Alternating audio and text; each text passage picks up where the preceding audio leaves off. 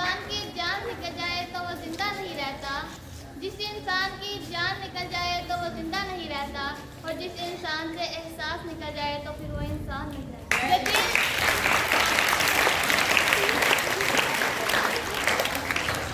जो दिल दूसरों की तकलीफ देकर बेचैन हो जाए, जो दिल दूसरों की तकलीफ देकर बेचैन हो जाए, तो जान लो कि उस दिल में अल्लाह रहता है। सिर्फ इंसान होना काफी नहीं है, सिर्फ इंसान होना काफी नहीं है, इंसान के अंदर इंसानियत का होना भी जरूरी है।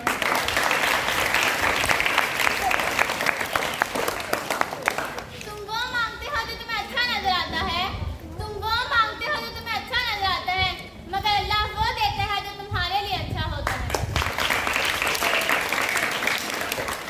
सारी दुनिया के सारे लोग, सारी दुनिया के सारे लोग तुझे अपने फायदे के लिए चाहते हैं, सिर्फ तुम्हारा रब है जो तुझे तेरे फायदे के लिए चाहता है।